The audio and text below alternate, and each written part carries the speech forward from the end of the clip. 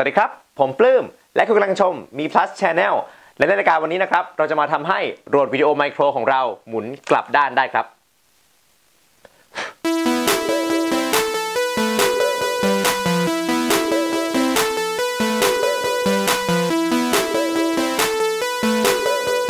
ถ้าเพื่อนๆติดตามรายการของเรานะครับจะรู้ว่า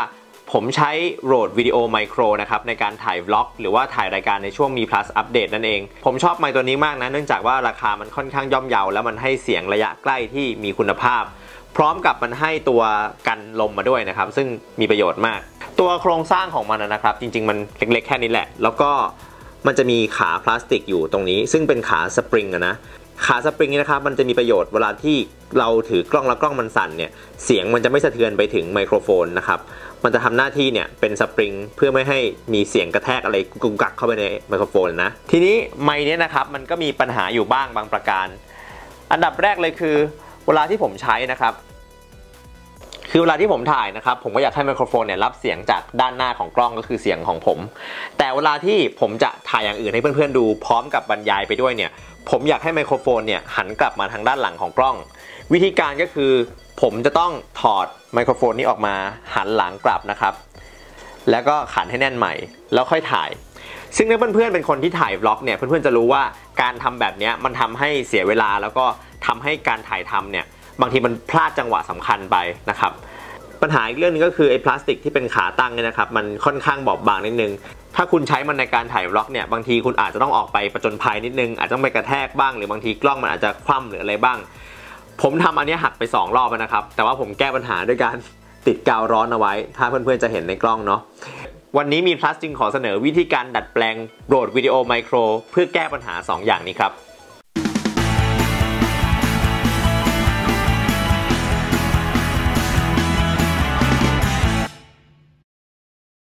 แต่ก่อนอื่นนะครับเราจะมาวัดขนาดของเจ้าสิ่งนี้กันก่อนอันดับแรกผมจะถอดไมโครโฟนออกก่อนนะครับนี่นะครับเราก็จะเอาไมโครโฟนนี้ไปเก็บไว้ก่อนถ้าเราสังเกตนะครับตรงนี้มันจะมีสกรูหัวจมอยู่1อันนะครับเป็นสกรูหัวจม6เหลี่ยมที่ยึดสปริงด้านบนนี้ไว้กับฐานฮอตชูนะครับ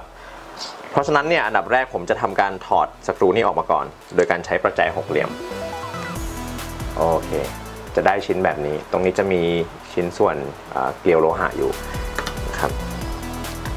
เราก็จะได้ส่วนประกอบ3ชิ้นดังนี้นะครับก็คือมีฐานมีตัวสปริงยึดไม้นะครับแล้วก็มีสกรู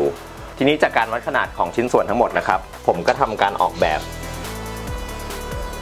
ได้แบบมาเป็นแบบนี้นะครับ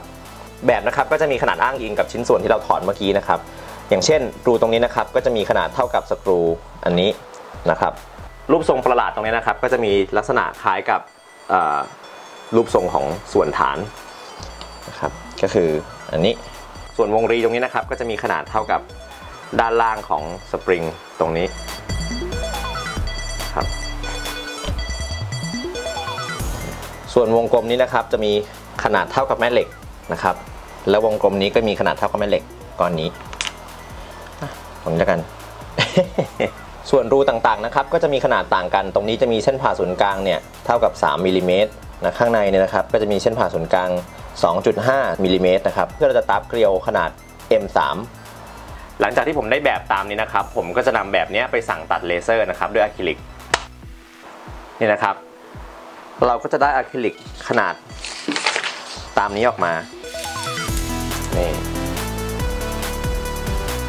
ก่อนอื่นนะครับผมจะทำการตัดเกลียวรูที่มีขนาด 2.5 มิลลิเมตรก่อนเพราะว่าผมทำมาสำหรับตัดเกลียว 3M อย่างที่บอกนะครับเราก็ใช้ดอกตัดมือแบบนี้ค่อยๆหมุนเข้าไปนี่นะครับเสร็จแล้วเราก็จะได้รูที่มีเกลียวอยู่ด้านในแบบนี้หลังจากนั้นนะครับเราจะเอาชิ้นฐานนะครับมาเราวางชิ้นที่เราเพิ่งตัดเกลียวลงไปเมื่อกี้นี่จะวางได้พอดีแบบนี้นะครับแล้วก็แปะชิ้นนี้เข้าไปนะครับผมจะใช้สกรูที่ผมถอดออกมาจากตัวไม้นะครับมายึดอะคริลิกชิ้นบนนี้ลงไปก่อนประมาณนี้เสร็จแล้วผมจะนำแม่เหล็กนะครับขนาด10มิลลิเมตรหนา2มิลลิเมตรนะครับมาฝังลงไปแม่เหล็กนี้เป็นแม่เหล็กแบบเจาะรูเคาน์เตอร์ซิงค์มาแล้วนะครับผมจะใส่ลงไปทั้งหมด4อันนี้ผมซื้อมาจาก AliExpress นะครับซื้อมาเป็นแท่งอย่างนี้เลย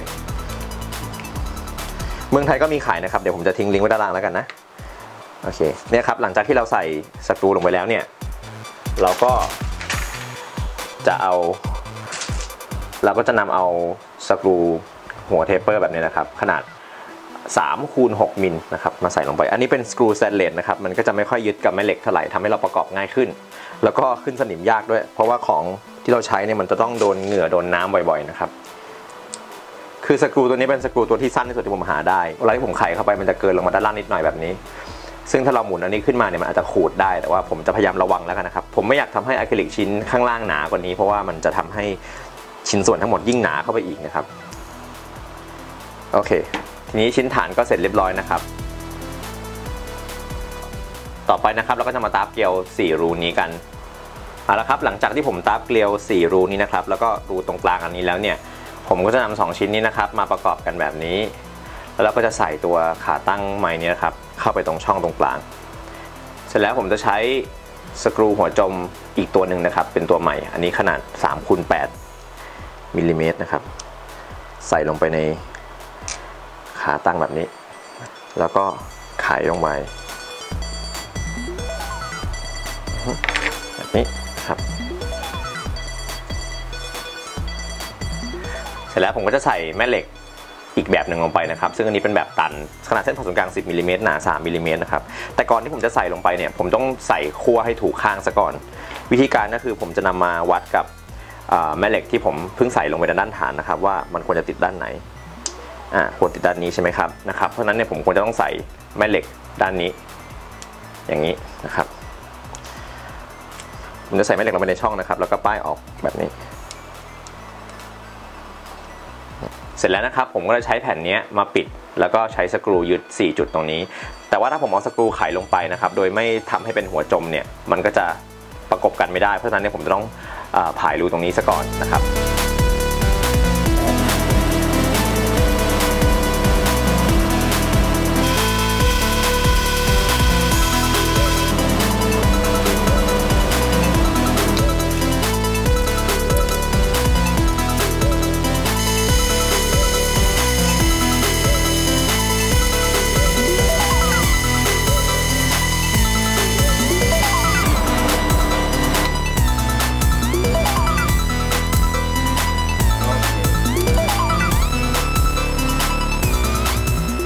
ชิ้นนี้เวลาผายรูนะครับก็ต้องระวังหน่อยเพราะว่ามันบางนะครับถ้าเกิดเรากดแรงไปเนี่ยมันอาจจะแตกได้เสร็จแล้วนะครับเราก็จะนำชิ้นนี้นะครับมาไขประกอบรวมกันเข้าไปความยากอย่างหนึ่งของการใช้ดอกแบบหัวเทปเปอร์นะครับก็คือถ้าเราเจาะรูมาไม่ตรงกันเนี่ยหัวมันจะไขไม่ได้นะครับเพราะว่าหัวมันต้องอยู่ตรงกลางของรูเท่านั้นเลยเพราะนั้นเนี่ยการออกแบบด้วยเลเซอร์เนี่ยมันก็จะค่อนข้างทำให้เราทำงานง่ายขึ้นนิดนึงเนื่องจากเราปริ้นจากไฟล์มันก็จะตรงง่ายกว่านะครับไขเบาๆนะครับถ้าไขแรงนี่แตกเลยนะเนี่ยผมว่า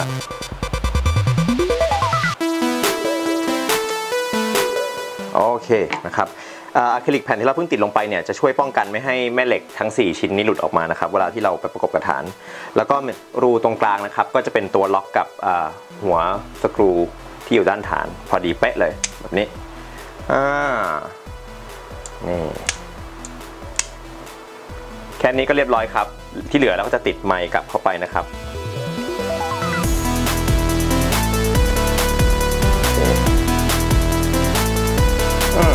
แล้วเรียบร้อย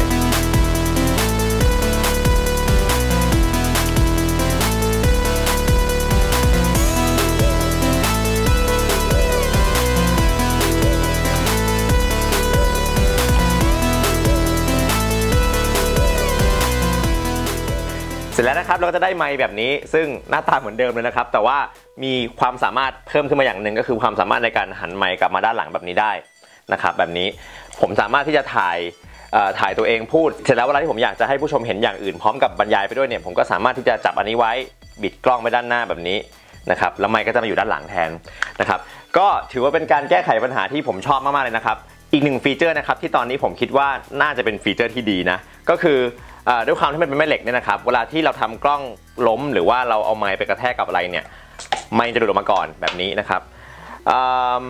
อย่างที่เพื่อนๆรู้ในชื่อตอนนะครับว่าอันนี้เป็นมาร์กที่2แล้วคือมาร์กแรกเนี่ยผมใช้แม่เหล็กชิ้นเล็กกว่านี้แล้ว ไมโครโฟนเนี่ยมันหล่นออกมาง่ายมากคือขยับนิดหน่อยก็หลุดแล้วนะครับเพราะฉะนั้นเนี่ยมาร์ค2เนี่ยผมได้แก้แบบตัวฐานตัวนี้ใหม่ให้มันรับแรงในด้านการผงกหัวของไมโครโฟนได้ดีกว่าจุดประสงค์ของการทำแบบนี้ก็คือเพื่อให้สปริงชิ้นนี้นะครับมันไม่หักเวลาที่เราเอาไปชนหรือวันทำมันล้มหรืออะไรนะครับตัวแม่เหล็กจะหลุดออกมาก่อนนะครับนั่นคือไอเดียนะแต่ต้องออกตัวไว้ก่อนเลยว่าผมก็ไม่แน่ใจว่าดีไซน์นี้มันจะดีแค่ไหนนะเพราะว่ามันก็ยังมีข้อเสียอยู่บ้างเช่นเวลาที่เราหมุนเนี่ยนะครับมันจะมีจังหวะหนึ่งที่แม่เหล็กมันผลักกันซึ่งเวลาเราหมุนเนี่ยมันอาจจะหลุดได้แต่ว่าด้วยการฝึกนิดหน่อยเนี่ยผมว่ามันก็ไม่ยากที่จะจับไมค์ให้หมุนกลับมาด้านหลังได้นะครับคือเทียบกับตอนที่มันยังไม่ได้ดัดแปลงเนี่ยมันหมุนยากกว่านี้เยอะนะครับผมก็หวังว่าไอเดียนี้นะครับจะช่วยแก้ปัญหาให้เพื่อนๆที่มีปัญหาเหมือนผมได้นะครับสำหรับรายการอุปกรณ์และขนาดต่างๆนะครับรวมถึงไฟล์ที่เพื่อนๆสามารถนำไปใช้สั่งตัดเลเซอร์ได้เนี่ยผมจะทิ้งไว้ที่ลิงก์ด้านล่างนะครับเพื่อนๆสามารถกดเข้าไปอ่านดูได้ครับและเช่นเคยครับสำหรับตอนนี้นะครับถ้าเพื่อนๆชอบนะครับอย่าลืมกดไลค์ถูกใจก็อย่าลืมกดแชร์นะครับมันช่วยเป็นกำลังใจให้ผมได้มากๆนะครับและถ้าคุณยังไม่ได้กดปุ่ม subscribe นะครับอย่าลืมกดด้วยและอย่าลืมกดปุ่มระฆังเพื่อรับการแจ้งเตือนเวลาที่มีวิดีโอใหม่ๆมาครับสำหรับวันนี้นะครับผมก็คงต้องขอลาไปก่อนแล้วพบกันใหม่ครั้งหน้ากับรายการ DIY ดีๆที่นี่มี Plus Channel ครับสวัสดีครับ